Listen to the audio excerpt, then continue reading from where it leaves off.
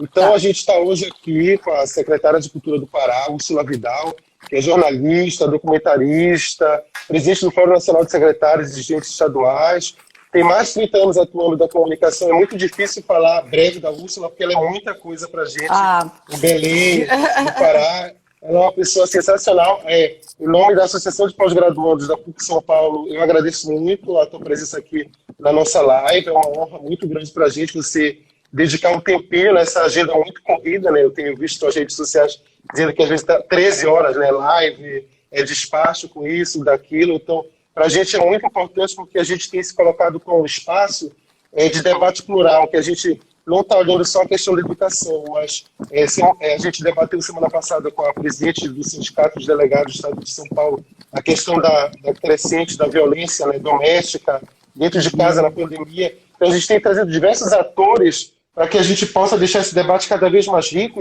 e a gente não poderia deixar de fora a questão da cultura, né? A gente estava aí com a lei da emergência cultural sendo debatida, e a gente tem um governo, né, federal que não valoriza essa cultura. Então, eu já falei com a galera que a gente vai dividir em dois tópicos, né, a nossa conversa: a cultura como memória e a cultura como direito, né, assegurado inclusive na Constituição. Só que antes de provavelmente entrar nesses dois tópicos, eu queria que tu comentasse um pouquinho do edital Tia Quieta em Casa, né, porque a Secretaria de Cultura daqui do Estado de São Paulo fez eles criaram um stream, né, de vídeo, no qual todos os dias eles trazem entrevistas, conteúdos, né, para a gente estar assistindo, ficando em casa, assistindo e convidando o artista. E eu vi que também a Secult também fez algo muito parecido, né, também muito próprio, até o nome é muito legal que tem as nossas expressões.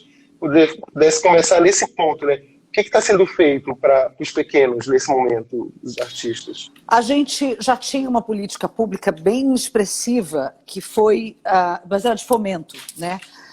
Que foi lançada um pouco antes da pandemia, Kelvin. Então, é o Prêmio Pré-Amar de Cultura e Arte. Nós lançamos ele no final do ano passado, ali no meio do semestre do ano passado, que eram mais ou menos uns 40 prêmios. A gente acabou não conseguindo atingir todos os, com a pontuação, né, todos os prêmios oferecidos, mas nós ficamos em mais ou menos uns 37 para todas as regiões de integração. E era exclusivamente para a cultura popular. O prêmio Pré-Amar de Cultura Popular, de R$1 milhão. E nós não tínhamos edital nenhum na Secult com esse volume e que valorizasse principalmente essa nossa expressão, que passou muito tempo sem esse olhar mais carinhoso e dedicado da própria Secretaria de Cultura. E aí, esse ano, nós passamos para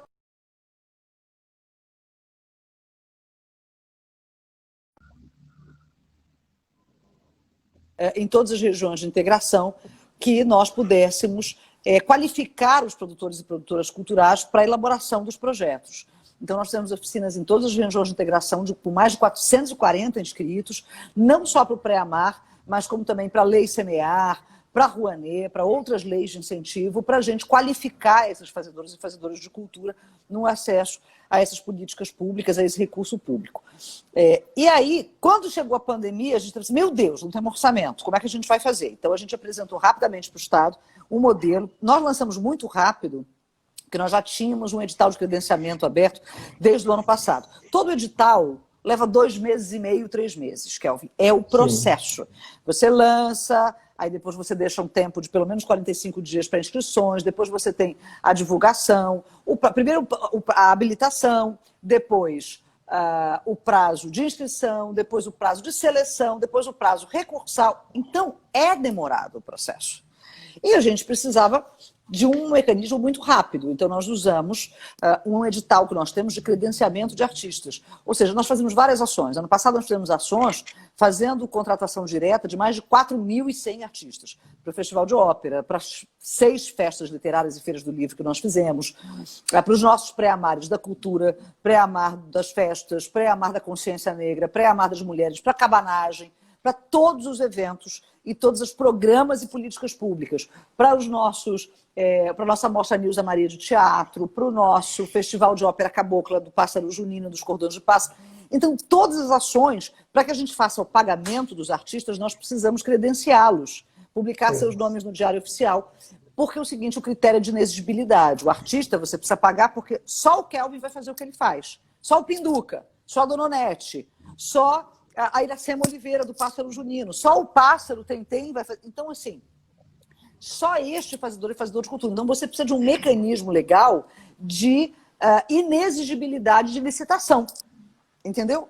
Então, a gente tem esse credenciamento baseado nessa retaguarda jurídica. E nós usamos esse credenciamento para ser rápido.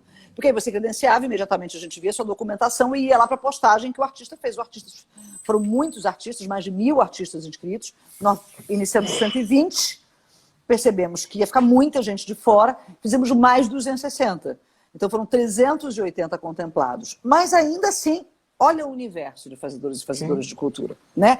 E nós já tínhamos colocado ali 2.800.000. Então agora a nossa luta é pela lei de emergência cultural, para que nós possamos irrigar a imensa teia de fazedores e fazedoras de cultura, não só de artistas, de produtores, de oficineiros, mas de técnicos que estão nos bastidores, que estão na coxia, cenotécnicos, iluminadores, operadores de PA, holds, visagistas, diretores cênicos, compositores, roteiristas. A gente tem uma imensa rede. Então, nós estamos precisando desse recurso. E, bom, a gente já vai entrar no PL, mas o PL é realmente um avanço impressionante. Porque, Kelvin, assim, a partir de um projeto lindo da deputada Benedita da Silva e relatado pela deputada Jandira, que apensou outros 4 projetos, nós conseguimos o quase impossível, que foi quase a unanimidade num assunto, num tema, né, numa pauta delicada que é a pauta da cultura. Então foi uma votação linda, histórica, ontem na Câmara dos Deputados, né, com apenas um partido orientando o voto não. Sim. É legal tu falar pra gente, até porque eu vejo que muitos colegas de São Paulo estão entrando na live, né? E o Pará é um estado de extensão territorial imenso, né? Então você fazer uma política cultural que abranja, realmente você tem que pensar nas regiões, é muito gigante. Mas eu vejo que o governo de São Paulo, o governo do Pará e outros governos estaduais têm feito muito.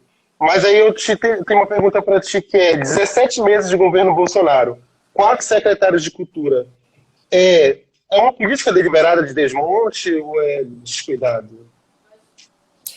Kelvin, nós já tínhamos uma política Nacional ruim, assim, porque vários programas foram abandonados e nós tivemos, por exemplo, um acúmulo. Nós temos um superávit do Fundo Nacional de Cultura por desuso, porque as políticas públicas não foram implementadas, entendeu? Então, só do superávit do Fundo Nacional de Cultura, nós estamos falando de 2.900.000.000 de reais. Dinheiro que estava na LOA, que estava orçado, que estava no plano da Secretaria Especial de Cultura, que não é mais ministério, isso é uma pauta eterna do nosso fórum, de secretários estaduais e dirigentes estaduais de cultura. A gente vai continuar lutando até o último momento pela reestruturação, pela recomposição do Ministério e pela reestruturação, porque ele foi desestruturado. Então nós entendemos o seguinte, não há uma tensão, é desimportante. O que parece é que a cultura é desimportante. Porque nós chegamos a ter um diálogo com o ministro Henrique Pires. Reuniu com o fórum, recepcionou as nossas demandas, mas não andou, e não andou porque não teve espaço para andar. Né? A gente acredita, tanto que saiu porque não concordou com a política que estava sendo implementada no governo federal. E depois entra, sai, nós chegamos a ter um diálogo com a ex-secretária Regina Duarte, uma reunião virtual do fórum com ela, logo que a pandemia começou. O fórum apresentou um documento com uma série de proposições emergenciais, factíveis, inclusive, com orçamento já indicado para um atendimento imediato a essa rede, não só da economia, da cultura e da arte, mas também para esta rede de cultura de caráter comunitário, que é a cultura popular, de povos tradicionais, de povos originários, de povos de matriz africana, bibliotecas comunitárias, enfim, essa cultura de base comunitária, mas nenhuma resposta. E aí, assim, infelizmente, entrou, assim, não disse que veio e saiu nessa situação, assim, sem alma, né? Sem ânima, sem brilho, sem diálogo, sem força, sem proposição, sem personalidade. E aí não sabemos o que vai ser da SEC, porque a gente nem sabe o que ficou, porque me parece até que houve uma proposta de reestruturação para a Secretaria Especial de Cultura que teria sido apresentada. Por exemplo, para termos uma noção, o ministro Marcelo do Turismo recebeu agora, oficialmente, a estrutura, inclusive das vinculadas. E ele, quando recepcionou na quarta-feira o projeto da deputada Jandira, disse assim: deputada, segura aí, deixa eu só olhar, vamos ver aqui o que é possível. Foi bom, porque saiu uma nota técnica positiva do Ministério, uma consensuação muito positiva com o próprio governo, ou seja, indicando a sanção. A deputada Jandira abriu mão de 600 milhões, vamos deixar em 3 bilhões, vamos mudar aqui, tira algumas coisas do projeto saíram, que eram, por exemplo, juros zero no empréstimo, a suspensão da cobrança de serviços essenciais de empresas de fornecimento de água, de fornecimento de luz, não dava, porque são companhias privadas em alguns estados e companhias estaduais, então não tinha nem como uma lei federal, por exemplo, ter essa ingerência, muitas delas de economia mista.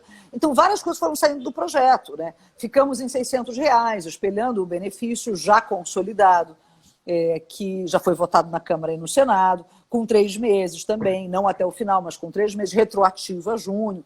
Então, a calibragem foi sendo feita no diálogo político. Nós tivemos realmente uma ampla adesão, e essa adesão só se faz com diálogo. Agora, é um avanço extraordinário para a cultura, Kelvin. Extraordinário, é um recurso muito grande. 50% para os estados e Distrito Federal, 50% para os municípios. Então, tocando nesse ponto, até especialmente da ex-secretária, né, da Regina Duarte, a gente entra no ponto a cultura como memória, né? E eu escolhi a estrofe uma música do Aldir Blanc, né, com Maurício Tapajós, que fala: o Brasil, né, com Z, não conhece, o Brasil com S. O Brasil nunca foi ao Brasil. Então, o Aldir partiu, né? E a gente viu que não só ele, como o Moraes Moreira partiram nesse momento, outros atores, a dona Neném também. E a gente não viu uma reação do presidente da República, a gente não viu a própria secretária externa, ao contrário, ainda falou que a gente carregava cemitério de mortos nas costas, né? Então, você debocha de pessoas que cristalizam, que cantaram em verso e prosa todo momento, e aí a gente coloca a cultura, né, ela tem o papel de retratar a vida do seu povo, especialmente a gente tem os grandes intérpretes, os grandes compositores. Aí eu cito até o mestre Verequete, né, que em 2009, o mestre Verequete, para quem não sabe, considerado também o rei do carimbó, né? Foi uma pessoa que produziu profundamente, que cantou de Bragança, do município do interior do Pará, que produziu muito, que falou muito da cultura paraense do interior. Ele, em 2009, recebe do Ministério da Cultura, que era ministério, não secretaria, do Lula, a comenda, né? Comendador de Ordem do Mérito Cultural, mas recebe aos 90 anos e falece aos 93. Então, apesar de ter sido contemplado em vida, que é uma alegria, que a gente vê muitos dos nossos mestres partem, a gente tem a cirandeira, a Lia de Itamaracá, eu vi que ela recebeu o título de doutor honoris causa, fiquei extremamente feliz, que a gente precisa dar esse reconhecimento para os nossos mestres, para as nossas mestras de cultura, de todo o país que é tão grande. Então, como é que tu vê essa questão de Moraes Moreira à parte, o Aldir Blanc, a gente teve o Flávio Migliaccio, a dona Neném, a gente teve o Luiz Alfredo Garcia, o Sérgio Santana, Rubem Fonseca, que é uma trinca de escritores brasileiros da mais alta qualidade. Eu vi que o The Guardian, né, publicou que uma matéria chamada O Silêncio de Bolsonaro sobre a morte de artistas reflete desdém pela cultura brasileira, né? Então, queria que tu falasse um pouco mais, porque a gente vai falar da cultura na pandemia, tá? Tem live de cantores arrecadando alimento, mas como é que a gente pensa a coxia, os bastidores, esses mestres da cultura popular que, com a pandemia ou sem pandemia, eles são um lugar que é reservado a eles, infelizmente, não é um lugar privilegiado, seja de fomento com dinheiro para levar os seus projetos, seja de reconhecimento na sua própria comunidade ou no Estado, quando a gente vê homenagens a torturadores ou milicianos e a gente não vê a cultura nesse palco, né, que mereceria. Como é que tu vê esse silêncio do governo Bolsonaro? Kelvin, não há surpresa, né? Há indignação, mas não há surpresa, né? O governo Bolsonaro é um governo formado por ministros, por diretores de secretarias, diretores executivos. Claro, não é uma totalidade. Nós estamos tendo, por exemplo, um diálogo muito propositivo com a Funarte, que é uma surpresa bem legal para nós, assim, com o interino está bem aberto, receptivo, querendo calibrar editais, é uma coisa bacana isso. Mas é uma exceção. E esse governo faz falas, Kelvin, que são falas muito agressivas com a nossa história, com a sensibilidade, com a poesia, com a subjetividade, com a memória, com construções que simbolizam o que somos e quem somos. Somos esse povo que passou por uma ditadura, que cantou poeticamente as dores dessa ditadura, que poetou através da literatura, através de uma poesia dolorosa, né? Dolorosa no sentido de que essa dor resultou numa beleza, numa beleza que sangrava também, né? Porque a dor também produz essa beleza poética muitas vezes. Então nós temos esse registro. Isso não foi isso não é uma perspectiva, não foi uma visão, um modo de olhar. A ditadura aconteceu. Muitas pessoas morreram, né? Nós tivemos mais de 1.500 pessoas torturadas, centenas de pessoas assassinadas. Então, foi um momento de censura, foi um momento de violência, foi um momento que o Brasil não pode esquecer, e não esquece porque há registro, porque há comissões de memória, porque há a arte e a cultura que eternizam esse momento. Então, quando um presidente elogia torturadores, faz apologia ao uso de armas, diz que a população precisa se armar para combater o que nós entendemos que é um movimento responsável de governadores e prefeitos, no sentido de resguardar a população da disseminação do vírus. Quando uma reunião ministerial revela, ao vivo e a cores, não ao vivo, mas eu digo, estava sendo gravada naquele momento, qual o pensamento, quais as premissas que norteiam a política pública dos ministérios, nós já sabíamos, mas assim, é estarrecedor, é agressivo, é desesperador. Então, assim, há uma parte da população brasileira que pensa dessa maneira. A questão é que nós precisamos ter um olhar republicano para a diversidade.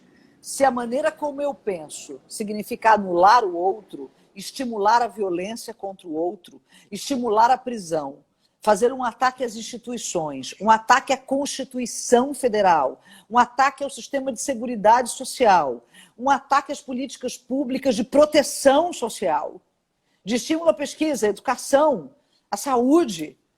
Quer dizer, quando o ministro diz o seguinte, não vamos emprestar dinheiro para os pequenos, vamos emprestar para os grandes, porque senão com os pequenos a gente não lucra. Ora, um governo não é um banco, um governo é um estado de bem-estar social. E as pequenas empregam 95% da mão de obra do país. Você não pode pensar como um financista de Wall Street. Você tem que pensar como um estadista que vai salvar a economia do país e as pessoas da morte. Então, assim, a cultura é só mais um aspecto da visão, da premissa, do projeto político. A gente espera que haja algum diálogo possível com a nova secretária, o novo secretário, que nós não sabemos quem é. Porque o meu papel como presidente, nesse momento, estou presidente do Fórum Nacional de Secretárias de Cultura, é tentar o diálogo. É sempre procurar o diálogo. Incentivar, mandar o e-mail, dizer queremos uma reunião. Nossa pauta é essa. Enquanto não tivermos o não, nós precisamos continuar insistindo até por uma questão de dever de ofício institucional. Agora, que há pouca esperança, né? Tem um acúmulo aí, né? E em última instância, né, defender a cultura, defender a nossa memória, né? Porque, veja, na sua gestão com a do governador Helder, teve a reinauguração do museu, né, da Memorial da Cabanagem, né, que é uma obra do Oscar Niemeyer, que fica bem na entrada da cidade de Belém. Então, você reativar aquele espaço, você defender a memória, você reafirmar para aquele povo que tem uma história. Então, e até entrando já um pouco no próximo tópico, se a gente for ver o que a gente delibera de orçamento, né, para a Secretaria de Cultura é muito pouco, né? É 0,03, né, do PIB. Então, deliberadamente, a gente não prioriza a cultura em si, né? E só para a gente ficar assim, mais visível, até separei aqui o gráfico, né, da execução do orçamento federal. Esse aqui, não sei se vai dar para ver, o orçamento federal de 2019. Deu. Esse orçamento aqui está no site da ONG, a Auditoria Cidadã da Dívida, que inclusive eu recomendo. A Maria Lúcia Fatorelli é uma ex-auditora da Receita, né, tem um trabalho magnífico fazendo estudos. Então aqui a gente vai ver que para a cultura é 0,013, é um décimo de 1%. Então, vamos falar da dívida? Vamos falar da dívida? Eu achei que esse é um assunto pertinente para nós. Há, para variar, uma guerra de narrativas aí, né? Ah, vai tirar dinheiro da saúde para dar para a cultura. Gente, várias ações estão sendo feitas, Kelvin, para salvar todos os aspectos da vida brasileira. Sim. Não só a vida da nossa população, por meio de respiradores, UTIs, atendimento, testes, sorologia, tudo isso é absolutamente importante e urgente, como também crédito, como também um socorro aos estados e municípios que estão tendo uma queda de arrecadação brutal e que Sim. não vão conseguir fazer frente, por exemplo, a contratos. E aí a gente não pode ter desemprego, uma quebradeira e um desemprego maior, porque o Estado hoje ele é essa mão mais forte e mais segura. Então, tu estavas falando sobre a dívida, né? Esse trabalho é extraordinário dessa auditoria da dívida pública, é um grupo que faz uma auditoria da dívida pública, que não passou, inclusive, no Congresso Nacional, porque há tese de que nós já pagamos várias vezes essa dívida interna e não tem uma auditoria. Então, vamos lá, Kelvin. O que é a dívida pública? Vamos fazer de uma maneira bem didática. Pode ser que tenha gente que já sabe, mas pode ser que tenha gente que não sabe. Eu, Úrsula, estou precisando de dinheiro para fazer investimento. Que pode ser em estrada, pode ser em porto, pode ser em hospital, pode ser em escola, pode ser em reajuste do funcionalismo. Aí eu chego lá com o Kelvin e digo assim, Kelvin, é o seguinte, eu preciso que tu me empreste 100 milhões. Aí tu vai dizer, tá, beleza, mas o que eu ganho com isso? Eu vou lançar um título do Tesouro Nacional e vou dizer, Kelvin, tu vai comprar esse título aqui meu e eu vou ficar te pagando por mês, desses 100 milhões, 1 milhão por mês, tá? De juros. Aí tu vai dizer, bacana, meu dinheiro tá lá seguro com esse título. Porque o Estado não quebra, Kelvin. A gente nunca declarou moratória. Teu dinheiro está lá seguro, 100 milhões, no título da dívida pública. E tu vai ficar faturando aqui dos teus 100 milhões, 1 milhão por mês. Beleza? Beleza. Aí veio a pandemia. E aí eu vou chegar e dizer assim, Kelvin, olha só, olha a situação do meu povo, do meu país. Dava para a gente dar uma negociada, ao invés de eu te pagar 1 milhão por mês, eu posso te pagar 500 mil. O teu dinheiro continua seguro, tu não vais deixar de ter rentabilidade com esse dinheiro emprestado. E a gente negocia. Pô, o Brasil paga, Kelvin, por ano, 532 bilhões de reais de juros. De juros. Por que não negocia? Por que não negocia com os fundos de pensão? Não negocia com os credores, muitos deles credores internacionais? Então, assim, nesse momento a gente não é nem sabe, moratória. a gente nem sabe quem detém, né, os títulos da nossa dívida. Porque não é público esse dado, né? Os Estados Unidos sabem quem detém. A gente sabe que são famílias que detêm os títulos em grande parte da nossa dívida. Famílias riquíssimas, 68 famílias, Kelvin, mandam na grana do mundo. Sim. Jogam o tabuleiro do mercado financeiro e também da geopolítica mundial. Porque na hora que um país quebra, não é um Brasil, na hora que um país quebra, ele vai para os fundos internacionais, ele precisa de dinheiro. E aí, qual é o preço? Austeridade. E o que é austeridade? Corta do pobre, corta do idoso, corta dos investimentos em seguridade e proteção social. Então, assim, para emprestar, arrebenta a seguridade social do país.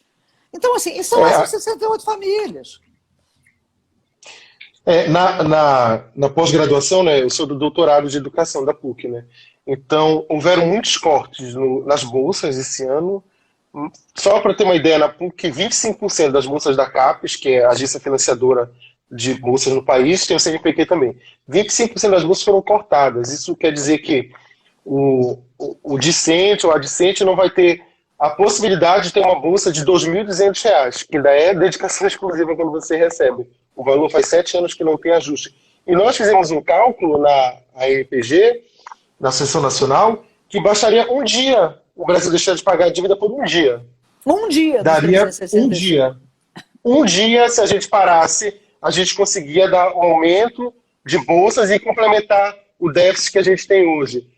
Pelo que eu vi, o orçamento da cultura, você me corrija se eu estiver errado, da Secretaria Nacional estava 2,2 bilhões. Quer dizer o quê? Se a gente parasse mais 2 dias de pagar a dívida pública, a gente teria o dobro desse orçamento. Então é uma escolha, né, como você mesmo falou, que a gente faz de ficar na mão desses rentistas. Em 2008, a gente não pode esquecer que a crise, quando o Lehman Brothers quebra nos Estados Unidos, todas as agências de risco, a Fitch, a Moody's, as mesmas agências que na época do golpe, todo dia rebaixavam a nota da Petrobras no Brasil, elas sabiam que existia, que os bancos estavam emitindo um título podre, a crise do subprime, né, que você tem uma hipoteca 3, 4 vezes. Então, todo mundo sabia, mas não rebaixava a nota dos bancos.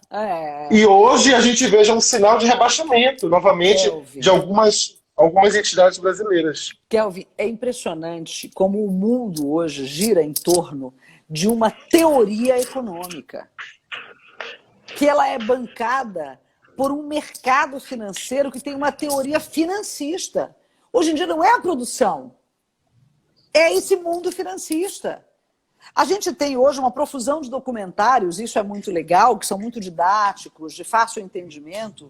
Por exemplo, tem um do Chomsky, que é incrível, do Noam Chomsky, que a gente vai olhando assim, meu Deus do céu, olha que capitalismo ultra neoliberal, porque assim, o capitalismo é uma teoria, é uma dinâmica, é uma mecânica de relação de trabalho, né, de exploração, claro, do trabalho, mas ela tem regulações, né?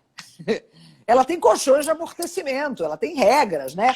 Pô, não posso deixar morrer o meu... Porque é o seguinte, hoje em dia o que vai acontecer é o seguinte, o parasita vai matar o hospedeiro, porque as pessoas não vão mais ter nem poder de consumo. E os caras vão fazer o quê com essa dinheirama toda em paraíso fiscal, Kelvin? É uma coisa louca, quer dizer... A gente tem até um filme, né? O Parasita, né? Que ilustra bem... A lógica de matar o próprio capitalismo, pô.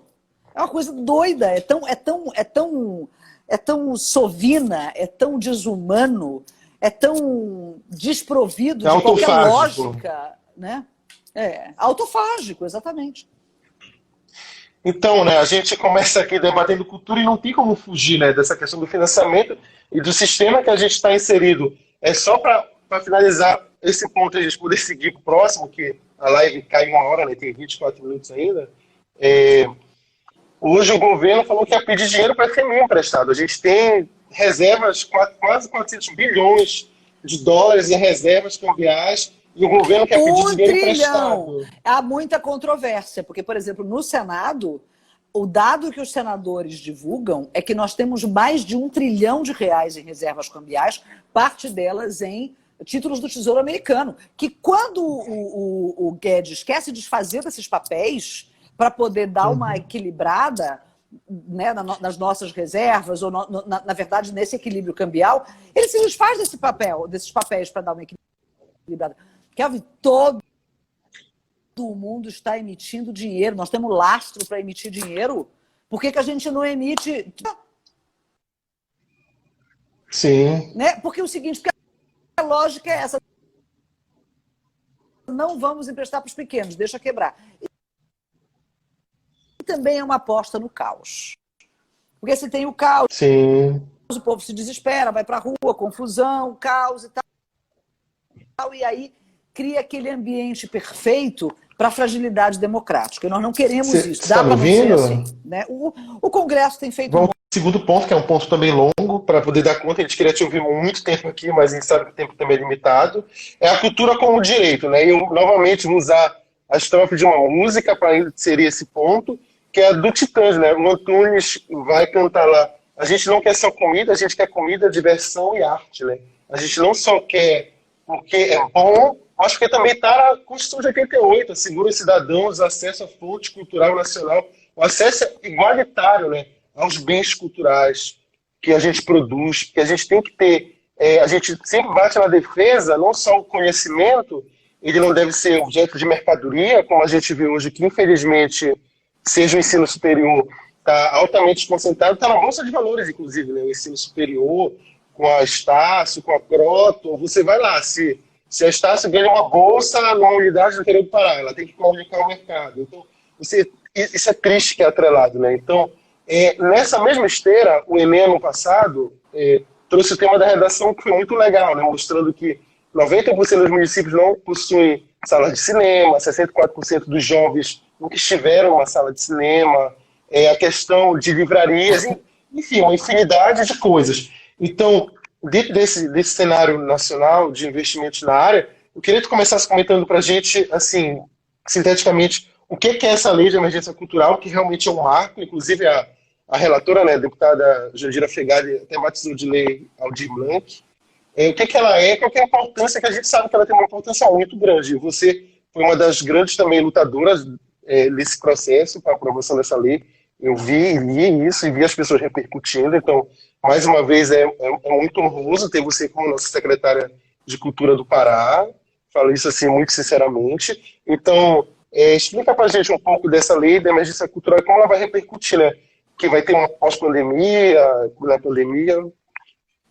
Vamos para questões bem objetivas da lei.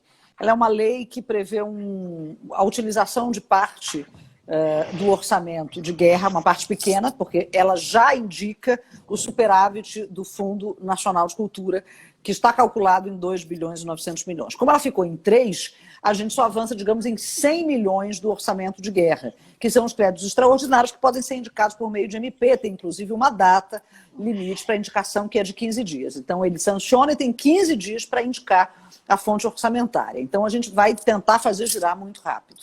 Qual é o desafio? Estados e municípios operarem, porque ela vai ser descentralizada. Metade do recurso, estados e Distrito Federal, metade do recurso para todos os municípios brasileiros. O município que em 60 dias não conseguir apresentar um plano de trabalho com chamamento público, editais e uma mecânica de distribuição para espaços e pontões de cultura, esse dinheiro volta para o governo do estado para a implementação de políticas públicas, ou seja, ele não sai do território, né? Mas ele deixa de estar sob a responsabilidade daquele ente que não conseguiu se organizar. Por isso que nós já estamos correndo. A gente já vai ter reunião na semana que vem com os secretários e secretárias municipais de cultura. Na segunda-feira estamos propondo uma reunião com o nosso Fórum Estadual de Culturas, que vai nos auxiliar no processo de cadastramento, porque cada estado tem uma mecânica diferente. Todos os estados têm sistema. O Pará está em vias de implementar o seu sistema. Nós já temos um fundo, mas esse é o fundo do FEPAC. A gente precisa do fundo do sistema, que o recurso entre.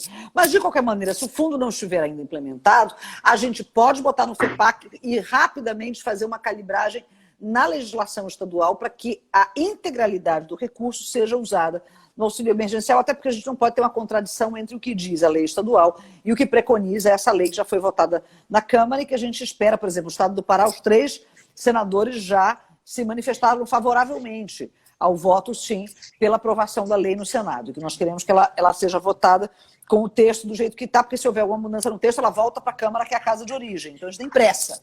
Então, já estamos numa conversa com os senadores na garantia de que essa lei seja aprovada com o texto original. Então, o seguinte, 20% desse recurso que for para estados e municípios precisa ser usado, no mínimo 20%, pode ser mais, mas no mínimo, para fomento, ou seja, editais de aquisição de bens culturais, aquisição adiantada de bens culturais, ou seja, o Kelvin vai participar de um edital, de um chamamento público, e o espetáculo teatral dele, a exposição fotográfica, a pesquisa que ele vai fazer com comunidades tradicionais e que vai resultar num bem cultural, ela vai ser entregue lá na frente, mas a gente já faz o edital agora, né? E os outros 80%, já que estamos falando de um mínimo de 20%, são para ações emergenciais. Tem o atendimento a pessoas físicas, que são trabalhadores e trabalhadoras da cultura, oficineiros, produtores, artistas, artesãos, artesãs, uma série de atividades. E aí, essas pessoas precisam estar cadastradas ou no SNIC, que é o Sistema Nacional de Informações Culturais, ou nos cadastros estaduais, ou dos cadastros municipais. Por exemplo, o nosso edital de credenciamento ele já cria um cadastro, nós já temos um cadastro grande no estado, mas nós precisamos realimentar esse cadastro, ou no cadastro do Programa Estadual Cultura Viva, ou do Programa municipal, do Programa Nacional Cultura Viva. Em alguns estados ele está ativo. No estado do Pará, por exemplo, ele não está ativo. Ele foi abandonado há muitos anos. Então, mas como tem uma rede aqui, que é a rede Juricaba, que é uma rede de pontos e pontões de cultura, essa rede já organizou e catalogou os pontos ativos. E nós vamos continuar abrindo essa alimentação dos cadastros para que novas pessoas se credenciem. Como a gente vai fazer esse processo de validação? Estamos definindo isso agora. Cada estado vai ter um. A gente vai tentar unificar, mas com essa calibragem territorial. Como os municípios vão fazer essa validação? Vamos tentar fazer um modelo único, mas com essa calibragem territorial. Então, os espaços culturais, que é uma série de espaços, livrarias, sebos, circos, teatros independentes, escolas de dança, escolas de arte, cineclubes, produtoras de audiovisual, espaços de cultura alimentar, festas, festividades, feiras de artesanato, espaços de produção artesanal, festividades como carnaval, festas juninas e afins da cultura popular, quilombos, centros de cultura e memória, bibliotecas comunitárias, enfim, muitos. É uma cartografia, inclusive. Por quê? Qual foi a beleza dessa redação?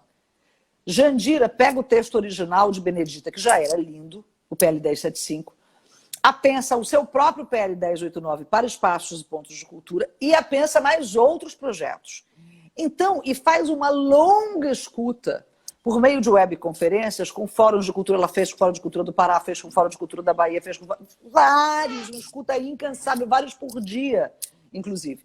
E ela foi absorvendo. O Pará, por exemplo, fez uma contribuição importante por meio do Fórum de Cultura do Pará. Ele contribuiu com os pontos de cultura alimentar, isso não estava no texto. Ele fez a proposição da retirada da exigência de CNPJ, porque nós temos uma baixíssima formalização dos nossos pontos e pontões de cultura e de espaços culturais. Mas eles são reconhecidos porque são práticas culturais de base comunitária. Então a gente tem como validar. Existem mecanismos de validação e de reconhecimento da própria comunidade e dos outros pontos de cultura da validade do trabalho desenvolvido nos últimos 24 meses por aquele ponto de cultura, que pode ser um coletivo, por exemplo, de juventude, né, que trabalha com hip hop, que trabalha com audiovisual e tal. Então, esses pontos e pontões receberão 3 parcelas de 3 mil a 10 mil reais, numa calibragem também que nós vamos fazer junto com a sociedade civil para dizer o seguinte: o que categoriza 10 mil, o que categoriza 5, o que categoriza 7, o que categoriza 3. E aí a gente vai fazendo essa construção. E é um processo lindo, né? Muito bonito. Agora, dentro desse limite, inclusive, que a gente vai ter de recursos. Agora, não é pouco, né, Kelvin? É bastante recurso. Dá para fazer muita coisa. Eu estava até procurando, tinha separado o relato realmente da deputada Jandira, né, que fez um trabalho rápido, né, célere e extraordinário, no qual ela destaca aqui, né, todo mundo sabe da importância da arte e da cultura nas nossas vidas, mas nesse momento de pandemia, os fazedores de cultura tiveram total impacto econômico, da mesma forma que muitos outros trabalhos, nesse momento, sejam os que estão na boca da cena ou na coxia, como você havia falado, né, na frente das câmeras ou atrás delas. Precisam muito que nós olhemos para essa dimensão do seu trabalho, que a gente esquece, né, quem está atrás do palco, né, que também é muito importante, essa capacitação. Eu até lembro que, não sei se você viu nas suas redes sociais, fazer oficinas para saber como é que você pode participar de tais, isso é muito importante, né? A gente tem um processo burocrático tão grande que realmente precisa ter, inclusive a inteligência online, como você preenche, como você prepara, né, para lidar com essa questão. Deixa eu responder uma pergunta do Fuzinho Carneiro. Com certeza. Associações folclóricas terão direito a essa lei municipal de cultura? Veja, Fuzinho, essa lei é uma lei federal. O dinheiro é um dinheiro da União. Os estados e municípios a gente já está programando, vamos ter agora no dia 9 uma reunião, já com a proposição de um texto para regulamentação estadual da utilização desses recursos, para ver se esse texto serve de base, inclusive, para todos os estados, que a gente não tem que ficar refazendo trabalho. A gente pensa que seja uma base, evidentemente, que a gente vai calibrar nas nossas procuradorias gerais do Estado, que são as instâncias de observância da letra da lei, para que não haja dissonância com as nossas constituições estaduais, mas vamos ter um texto base, né? Então, não vai precisar ter uma lei municipal, vai ter uma lei estadual nos estados. E associações folclóricas, evidentemente, com certeza, é cultura popular. A gente só precisa ter uma comprovação da atuação nos derradeiros 24 meses, ou seja, nos últimos 10 anos. Você já atua no território, você já tem reconhecimento, você já faz parte dos projetos, você já é um ator, não só da economia, da cultura e da arte, que é uma rede muito grande de trabalhadores e trabalhadoras, mas também na manutenção de saberes e fazeres que não necessariamente estão ligados a essa monetização.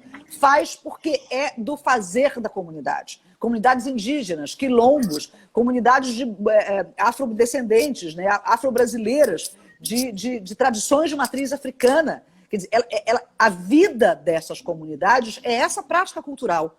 Não é uma sobrevivência monetizada, é uma sobrevivência para o que sou. Eu sou isto no mundo, e eu sou cultura no mundo. Portanto, eu preciso de fomento para viver, né? Dos comentários também aqui das nossas falas, que até acabei esquecendo de ver alguns, as pessoas realmente também estão valorizando essa fala, né?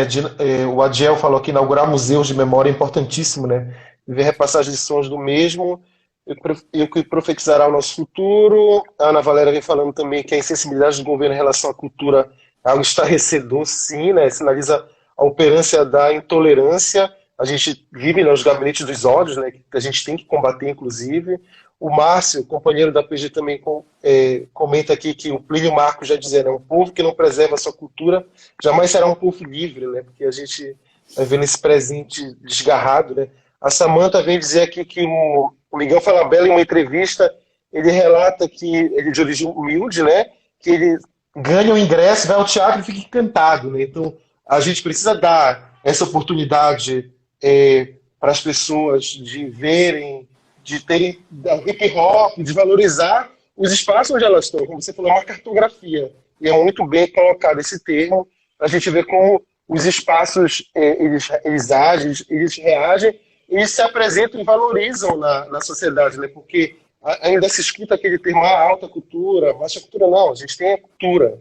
Você vai escolher o que você gosta, o que você menos gosta. Belém, a gente tem, né, o festival de ópera, né, do Teatro da Paz, que é um arco.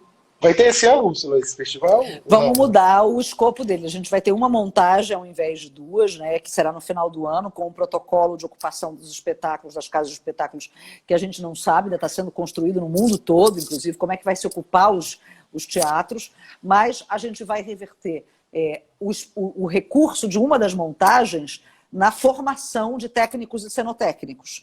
Então, ao invés de 20 pessoas, como nós fizemos, 20 cantores líricos, serão 80 cantores líricos e técnicos cenotécnicos, diretores cênicos, essa entourage que coloca o espetáculo no palco. Né?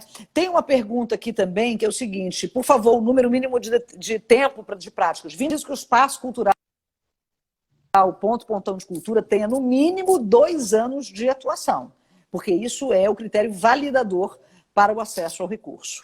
Né? Eu quero só lembrar aqui, Kelvin, que eu chorei, todo mundo, eu acho, se não chorou é porque segurou o choro. Quando Jandira começou a ler o texto na sessão, e foi impressionante, assim, ela começou a falar sobre o que é cultura e como somos cultura. E foi um texto assim, histórico, porque é um momento histórico, é um momento em que a cultura tão maltratada, invisibilizada, secundarizada, ridicularizada até, sabe?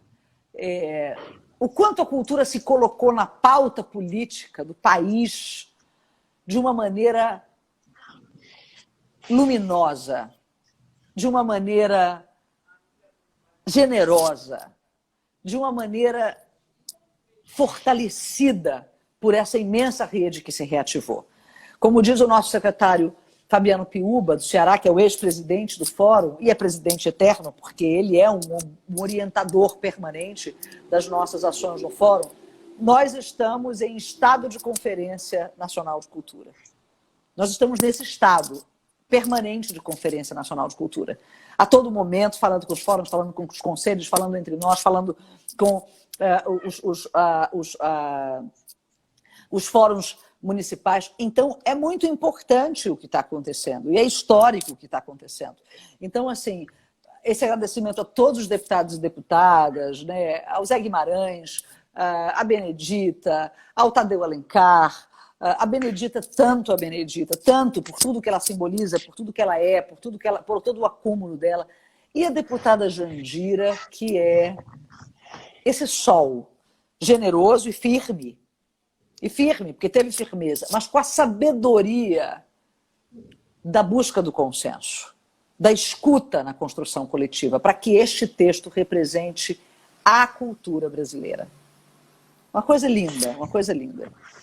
E a Jandira lembrando... Leia Aldir Blanc de emergência cultural. A emergência da cultura. Não só a emergência do que é urgente, mas o que emerge. O que surge fortemente, luminosamente nesse momento de noite escura e densa, né? E lembrando que a Jandira é uma comunista, né? Porque hoje você fala tão mal do comunista, a gente tem uma comunista muito bela, que é a Jandira. Mas o Úrsula citou um ponto muito interessante, de reverter o dinheiro de uma das óperas para a formação. E eu sou formado pela UEPA. E eu fui do Conselho Universitário, então eu tive a oportunidade de ir até Vigia, ter a Banda Maestro Wagner, não sei se ele existe hoje, porque tem um tempo que eu fui. Visitei alguns cursos de música, Santarém. E é muito interessante também essa parceria que a UEPA, a FPA, que as escolas de música fazem, né?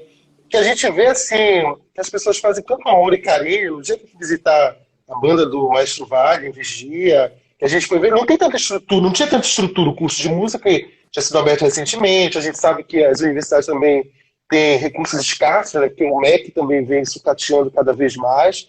Mas é apaixonante a gente andar no nosso estado e ver em Bragança também, né?